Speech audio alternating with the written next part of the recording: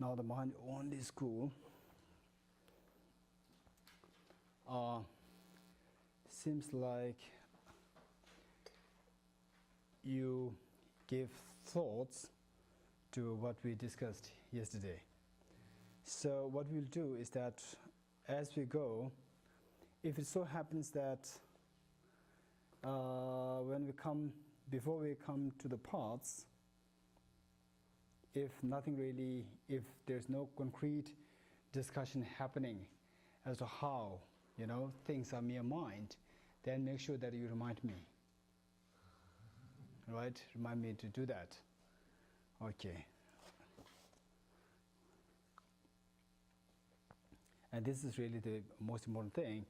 And if you simply finish the modern school without really touching that part, then that's really very sad and a great loss. Okay, so we go, page 125. The presentation of the tenets of the proponents of mind only is in 4 parts as the other schools. Definition, subschools, etymology, and assertions of tenets. Definition. The definition of a proponent of mind only is a person propounding Buddhist tenets who asserts. So look, a person propounding Buddhist tenets, which means someone who is upholder of Buddhist tenets, number 1. Number 2, who asserts the true existence. So look, who asserts true existence. So this is second criteria. Of other powered natures, but does not assert external objects. So we see that there are 3 elements here. A person propounding Buddhist tenets, number 1, who asserts true existence of other powered natures. So simply say, who asserts true existence, number 2. Number 3, who does not assert external objects, right? So we try to work with these 3 and see whether we get the complete understanding as to what Chittamathrans would be like. Number 1, a person propounding Buddhist tenets means that someone who is not a non-Buddhist, right? Tenet holders, number 1. Number 2, who asserts the true existence of other powered natures. So before I really go with this, I need to explain this part. What does it mean by other powered natures? In what context this other powered nature is explained? I don't know if I have already explained about this earlier, but surely we have to do it here.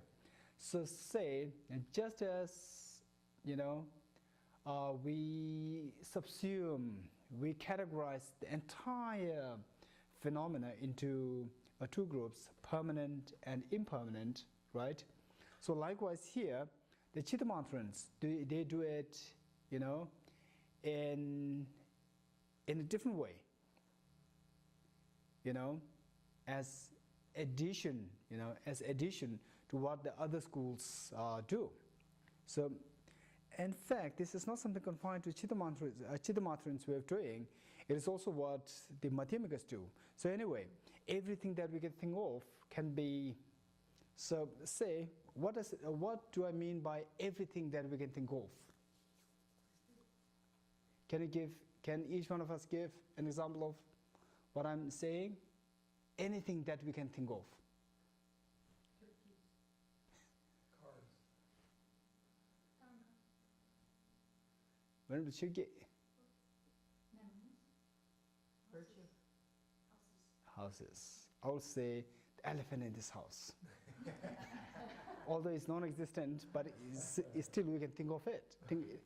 Think of it, right? So anything that we can think of falls, can be grouped in 3 sets. Number 1 is, I don't know the terminology used here. Anyway, for the time being, I'll use my own, translation. And then later on, as we go along, then we'll see what is the translation used here in this text. So the first group, we call it imputed natures. Imputed natures. Second one, we call it other powered natures. Other powered natures. And third one, thoroughly established natures. Thoroughly established natures. 3, imputed natures, other powered natures, and thoroughly established natures. So the second one, what is the second one? Other powered nature. Sometimes people translate it as contingent natures. Contingent natures. And yet others translate it as dependent natures. So literally, the first one seems to be more accurate. But, it depends on how we use these words.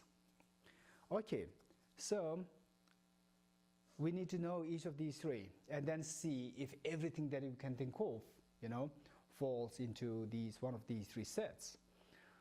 First one, imputed natures.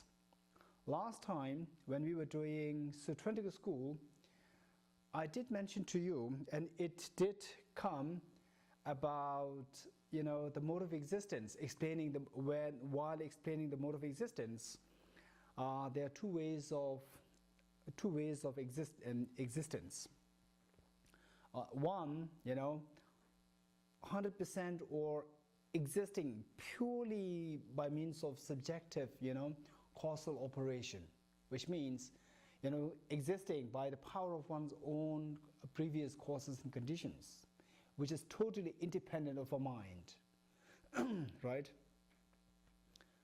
Say the table. Now, don't try to think of in terms of Chittamatra. We are yet to delve into it, right? So take it in a very usual layperson's perspective. So say when you go out, the table would still remain there. But, so this means that the table is independent of our mind. And whereas you think about a beautiful flower, a beautiful blue flower in this house, and then immediately your mind is distracted by someone calling you. And then what happened to that blue flower? It disappears, So this means that as soon as the mind perceiving the object disappears, the object also disappears, which means that one object, or there is one category of phenomena whose existence is by means of mental imputation, and another category of phenomena whose existence is by means of one's own causal operation. Say the table, it simply exists by means of its previous causes giving rise to the table, and the first moment of the table giving rise to the second moment of the table, and it goes on like that in chain, right? So which means that the existence of the table is independent of our thoughts, right? So this is on a very layperson, language or level of thoughts. So now look, in the first category, everything which simply comes about through our mental imputation. In the first category, what is the first category? Imputed natures, right? So there, everything which simply comes into being by our mental imputation. No substantial existence. No existence from its, from its substance side. So all these fall in the first category, the imputed nature. So now look, each one of us will give an example of this imputed nature. Yes, Kathleen. Sorry? A dream. Question mark. Next, just raise. Sorry? The car.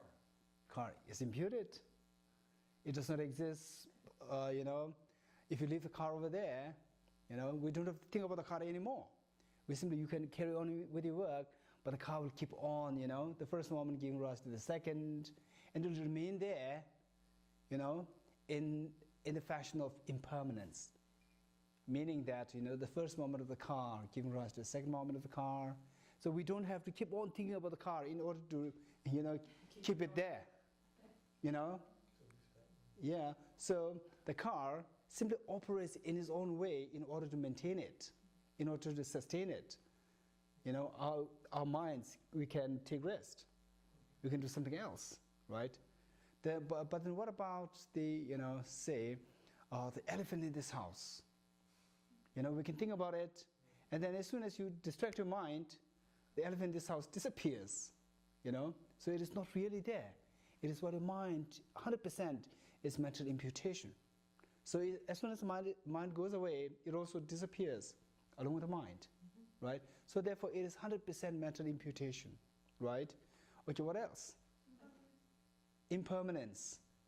Impermanence, question mark. What about expectations? Expectation, question mark. Thought of a flower. Question mark. A deceased person. Deceased person.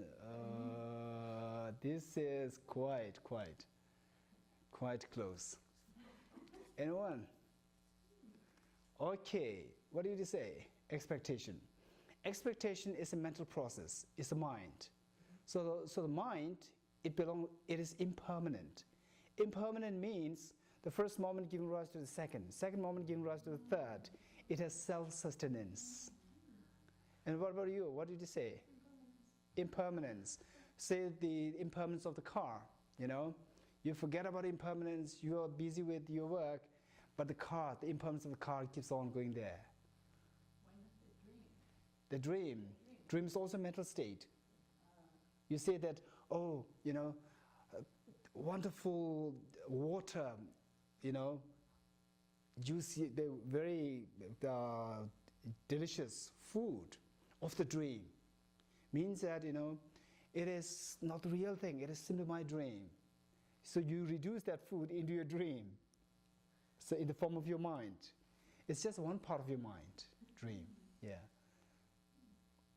Okay, so we don't get much. But if someone has expectations, like Yeah. when I think of what I expect of other people, I thinking about those see, expectations, I got your point, yeah. Expectation can be interpreted, can be stressed to different meanings. Number one, expectation in terms of your own mind. Mind, you know, is described as the expectation which expects something. Number one. Number two, expectation in terms of the object. You know, object of expectation. It may not exist. Simply it comes to your mind. So this is, if you speak about the expectations in that context, in terms of the object of the expectation, then it's a wonderful example. Yeah.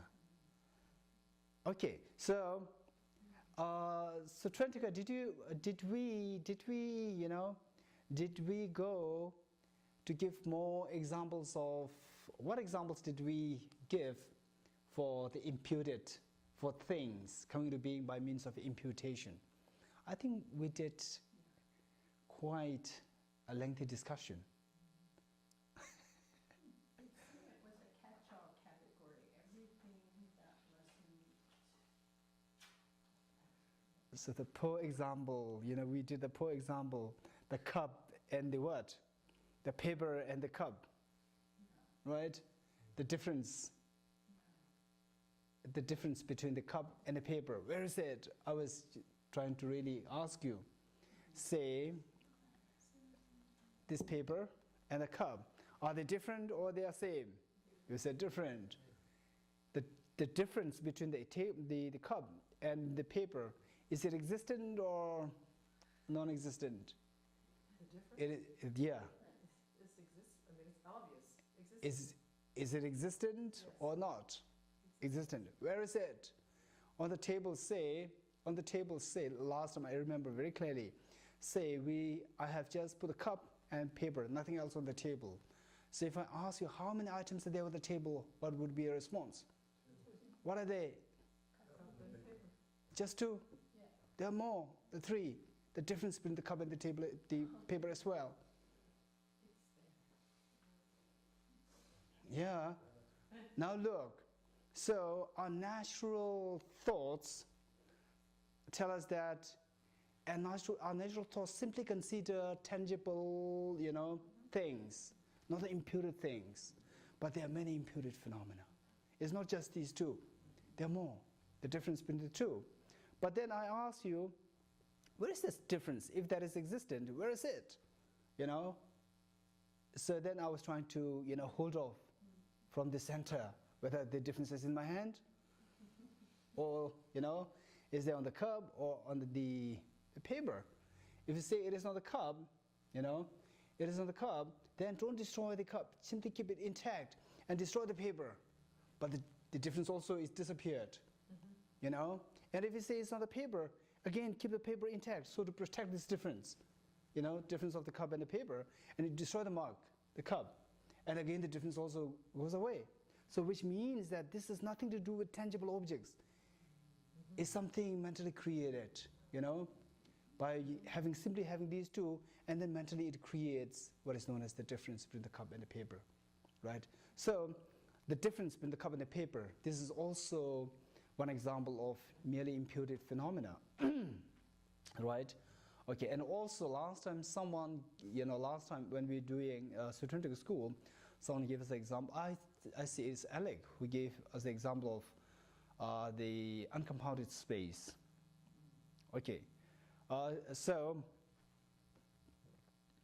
if in case while we are about to finish Madhuri school, if I don't touch, you know, the two important things. Number one, as to, you know, what does it mean by the uncompounded phenomena? Number one. What does it mean by uncompounded phenomena? Number one. And number two, not only that, the characteristics of the objects are simply mentally imputed, but even the objects themselves, you know, objects themselves, they are simply reflection of our mind. How?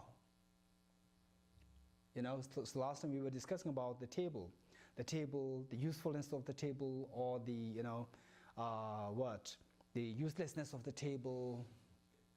All these characteristics is so relative, which means it is how our mind imputed. However, then what about the table itself? Is it, you know, mental imputation or mental projection, mental extension? This is the question. We, you know, still remains unsolved. So these two, make sure that you ask me if I, you know, don't happen to touch these two, and the Madhuri school is about to finish, right? Make sure that you remind me, and I'm not responsible if you don't remind me. Okay, so look.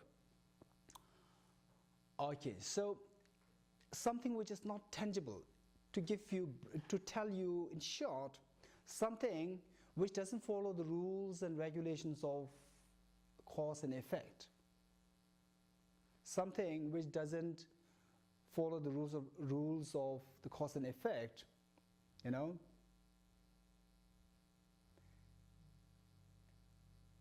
And which is not the ultimate reality. They should fall in the first category, the imputed nature, because their mode of existence is necessarily by means of mental imputation. Right? Okay. So is intangible synonymous with mental imputation? It is intangible. Intangible. No. So therefore I put aside this one, the ultimate reality. Because this is not tangible, right? It is intangible, and yet it is not mentally imputed. And this is also an important part.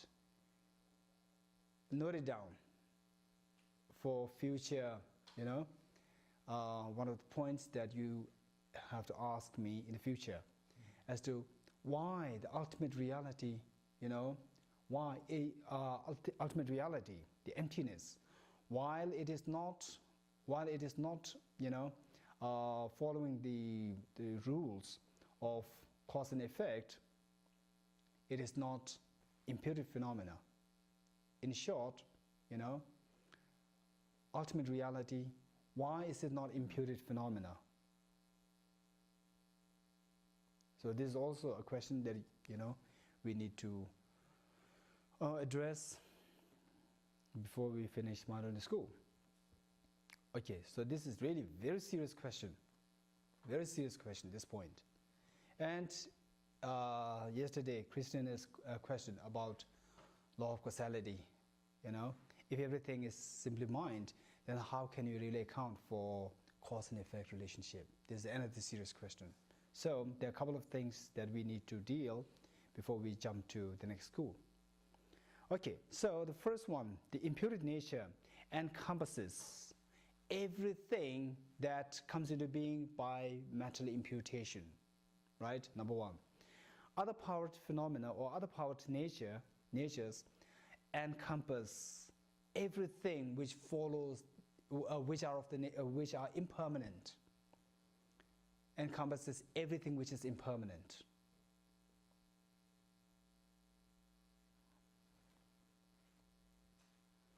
Okay.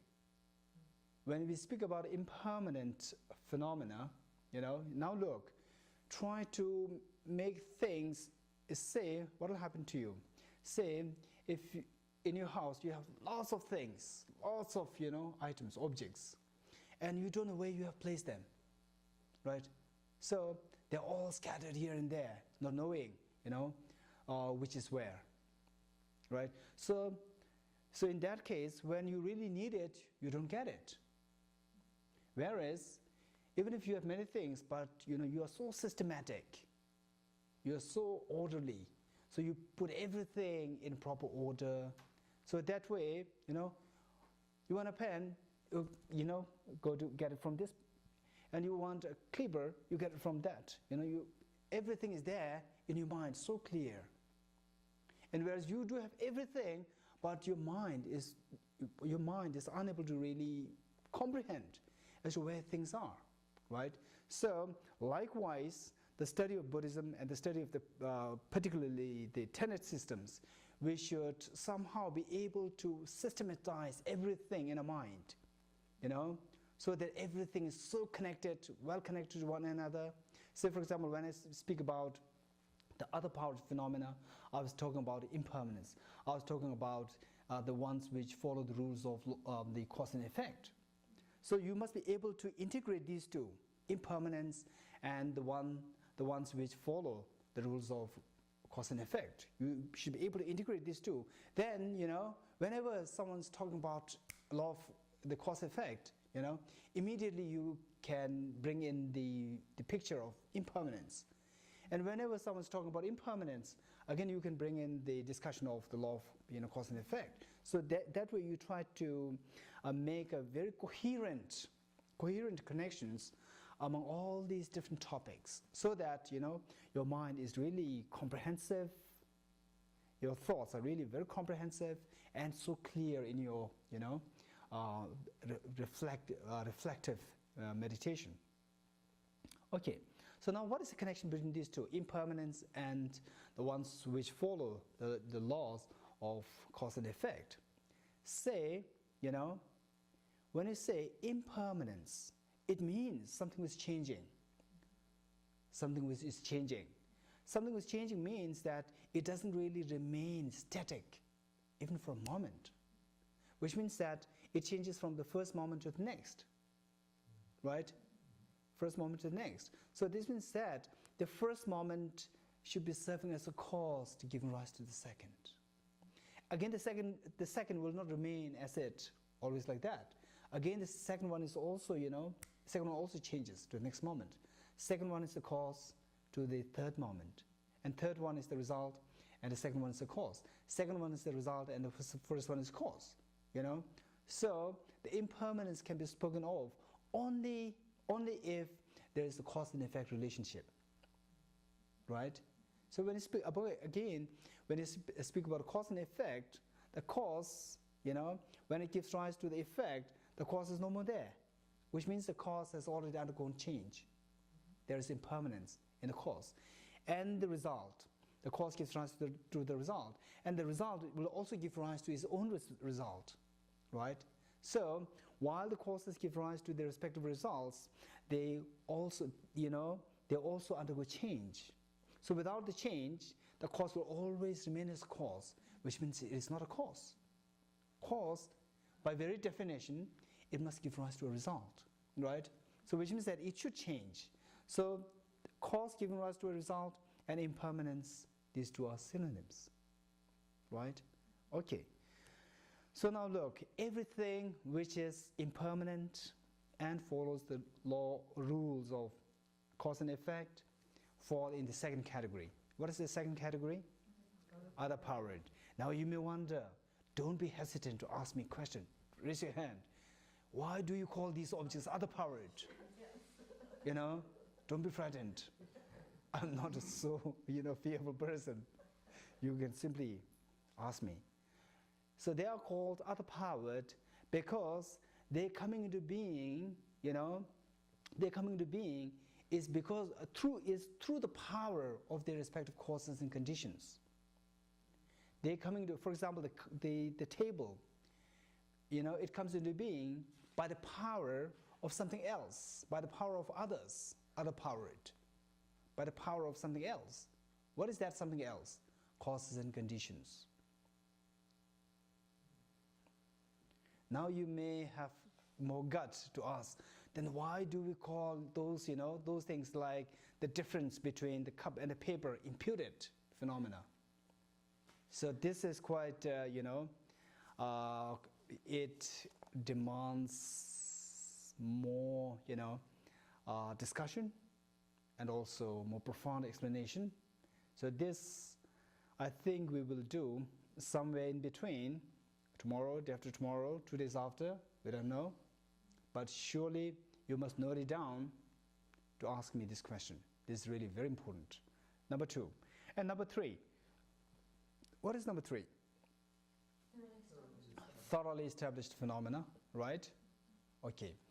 Thoroughly established phenomena encapsulates all the ultimate realities. All ultimate realities, emptinesses.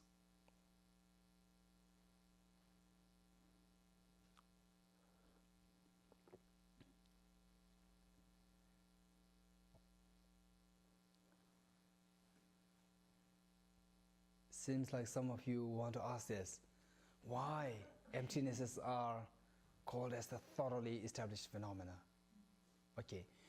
Thoroughly established phenomena connotes something, something which is so firm in nature, which is so firm. For example, impermanent phenomena, by the very definition, is changing, is not, firm. And the imputed phenomena, again, although it's not impermanent, it's not changing, but still it's not firm because it entirely depends on the mind. As soon as the mind disappears, mind disappears in sense, as soon as the mind, releases the object disappears, right? Say, you're thinking of the elephant in this house, and then all of a sudden someone calls you, hey, it's your time for lunch. And then your mind, changes the object. It releases the original object, the elephant in this house, and then picks up a new object, food, right? So there, as soon as you release the first object disappears. So it's not like releasing the table and then thinking of the food. Even if you release the table and think of the food, but the table still remains, Whereas the imputed phenomena, as soon as the mind releases the object also disappears, right? Okay, but of course there is debate. Any debate? So when you think of virtuous and non-virtuous states of mind, Yeah. and a virtuous state of mind comes up, you focus and you keep your mind on it, and the phone rings, Yeah. it's no longer in the mind, and attention's turned to the phone. Is Right. that mental imputation? Right. So what is your response? Anyone? So what I said is that you think of the elephant in this house, and then immediately someone calls me, it's time for food, and you forget, you simply release this object and picks up a new object, food, and then the elephant in this house, what will happen? Gone, right? So if this is what you mean by imputed phenomena, then the virtuous thoughts, say you are fully dedicated towards virtues, meditating on bodhicitta, or emptiness, and then somebody, it's time for food, and again your mind directs towards food, so that virtuous thought is gone. So is that imputed? Anyone? Yes. Imputed? No. So this is mind. Mind falls in the second category. All impermanent phenomena. Impermanent phenomena and other part phenomena, these two are synonyms. So mind falls in the category of impermanent phenomena, right? So anyway, back to your, the response, is quite simple. When you say imputed, means it connotes object rather than subject, right? So when you say virtuous thought, it is the subject itself, not the object of, You're not simply, you say emptiness. Emptiness is not virtue. Is it virtue? Yes, no? No, Are you sure? It's not good. it's a permanence. It's permanent, it's not virtuous? Emptiness itself, no. It's a state of existence. No, it's not. Good. So, say when you are reflecting on emptiness, because of this amazement in the understanding of emptiness, you have tears, coming up. So, where is this virtue? Is this that emptiness, the object, or the mind which reflects on emptiness? The mind which reflects on emptiness, right? So that is the subject. The virtue, it is a subject, it's not the object. When you speak of imputation, we speak of the subject in terms of the object, imputed by thought, So virtue is the subject and not the object. So whereas elephant in this house, is this my mind or is this the object which my mind imputes? It's the object. Good. So this rightly falls in the category of the imputed phenomena, imputed natures, right? Okay, then you might come up with a very strong debate. Oh, then what about the difference between these two? The cup and a paper. As soon as you release this object, will it also disappear? No. So, as per what I said earlier, imputed phenomena connotes that. As soon as you release the object, you pick up a new object, then the original object disappears. This is what I said. And then at the same time I said that the difference between the mug and the paper, it falls in the category of imputed nature, right? But it doesn't disappear. So this is a debate. Okay. So we are done with the other part phenomena, and now we are thoroughly established phenomena. So this is ultimate reality, emptiness. Ultimate reality, it is thoroughly established. Thoroughly established connotes something so firm and stable, reliable, right? Thoroughly established. Say, okay, I have not delved too much on this. So we think about the impermanent phenomena. They are not thoroughly established because, they are changing. And the imputed phenomena, they are also not thoroughly established, because they are not thoroughly established because they are dependent on thoughts, thoughts. And the thoughts, they can change. So as the thoughts changes, the object, the imputed phenomena as well, they don't remain firm, right? So it is only the ultimate reality. And the question which I've already asked you to ask me later is why the ultimate reality is so firm and is referred to as thoroughly established phenomena, right? Okay, this is the question that we're going to deal with later on. Now next see. Now at least you got some idea about how to classify, categorize everything that you can think of into these three groups, right? So now look. Okay, now another thing that we need to discuss is that out of these three natures, right, the first one, very strange, look, what is the claim of the Sutrantikas and Vipashka in terms of, in terms of the self-nature or self-characterized nature of phenomena? These two schools say everything that exists should necessarily exist by the power of self-characteristic. The two lower schools say everything that exists should necessarily exist by self-characteristic natures. Number one. Now, whereas according to Prasangika, the highest Buddhist school, everything that exists should necessarily be empty of self-characterized nature. Just opposite.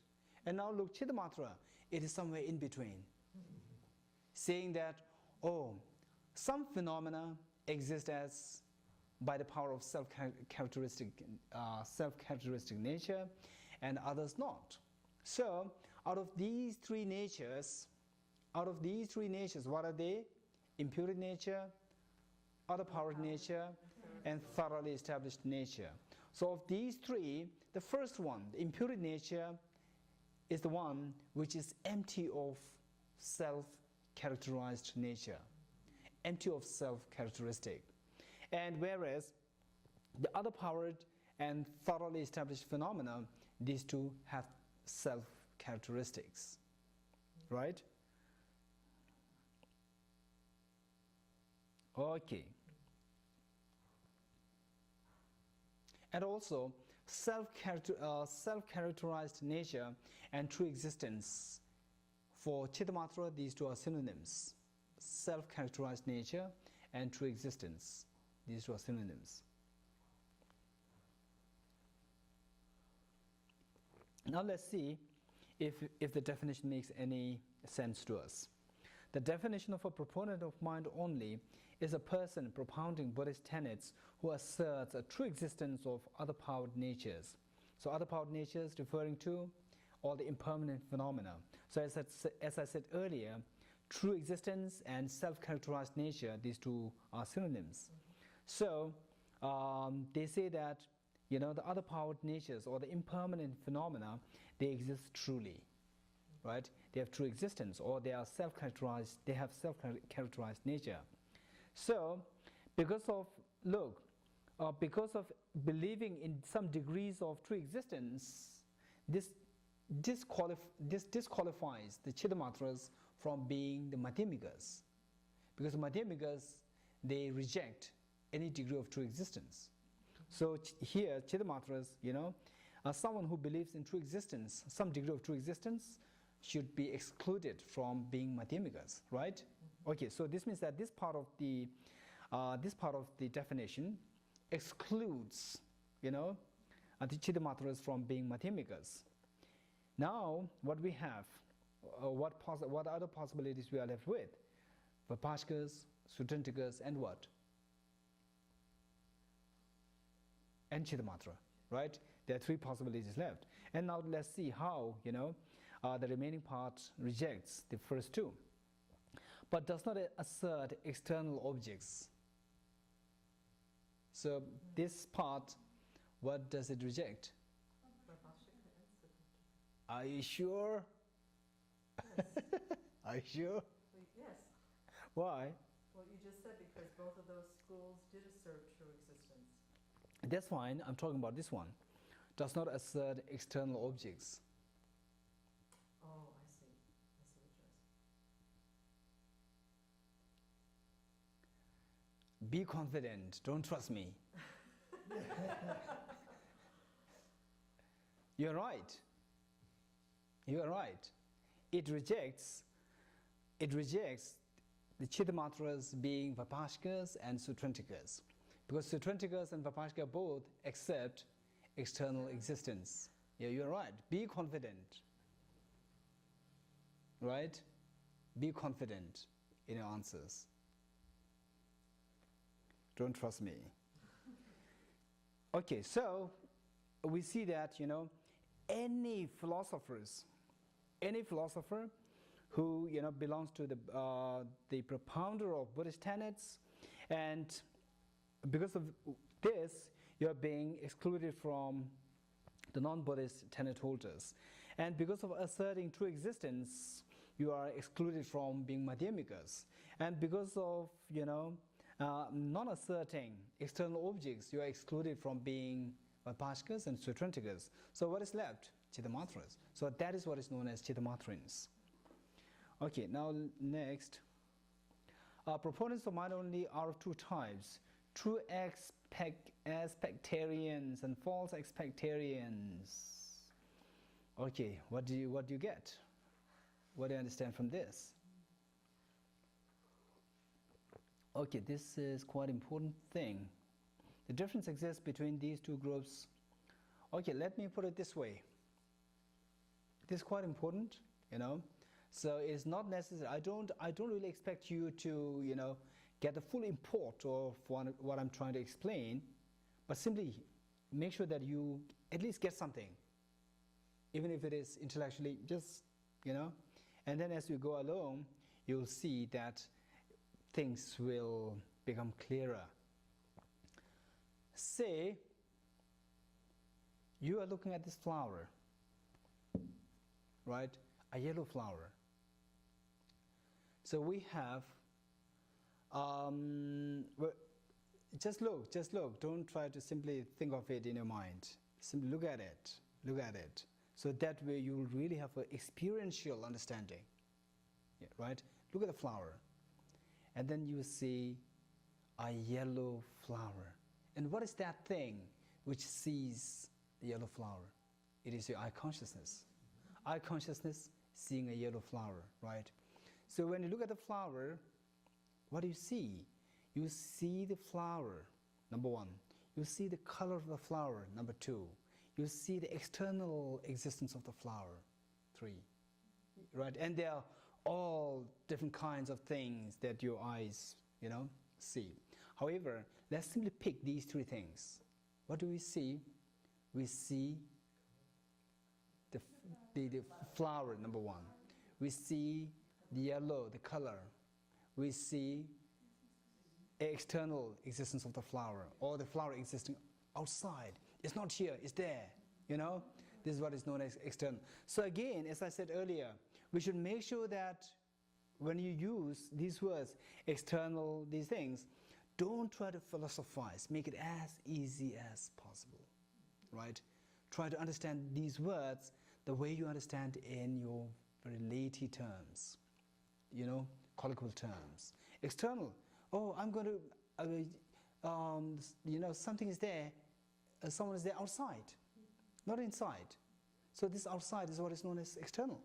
As simple as that. You know, don't try to complicate unnecessarily.